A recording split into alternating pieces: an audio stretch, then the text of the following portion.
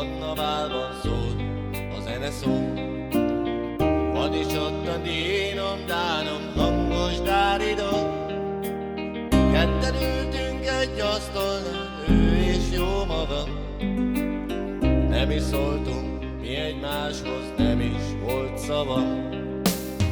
Egyszer aztán asztalunkhoz jött a vén cigány. Megkérdeztem, mi a nótád, édes pici lány.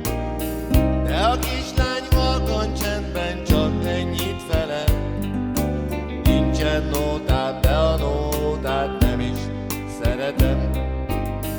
Akinek nótája nincsen, annak szíve sincs. Ha nem hiszel a nótába, szívedbe tekints. Lesz egy fiú, kinek nevét titkolni fogod, és ahol majd senki nem lát, meg is síratod.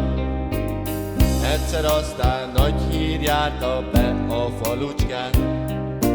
Gazdag úrfi vette el az édes pici lányt. 6 fogatos hintó állt a kapuja előtt. A faluban nem láttak még ilyen esküvőt. 9 szobás palotába vitték az új pár. Körülöttük a sok szolga lábújhegyen járt. De a lányka mégsem boldog, könnyes a szeme. Kertek alá felhangzik az ismerős zene. Akinek nótája nincsen, annak szíve sincs. Ha nem hiszel a nótába, szívedbe tekints.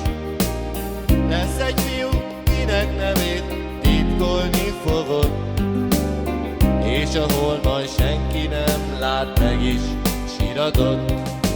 Messze földre mentem én el megkeresni őt.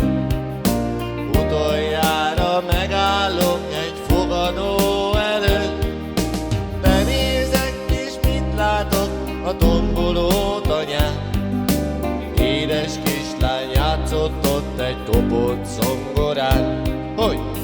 Akinek nótája nincsen, annak szíve sincs. Ha nem hiszel a nótába, szívedbe tekints. Lesz egy fiú, kinek nevét titkolni fogod, és ahol majd senki nem lát, meg is síratod.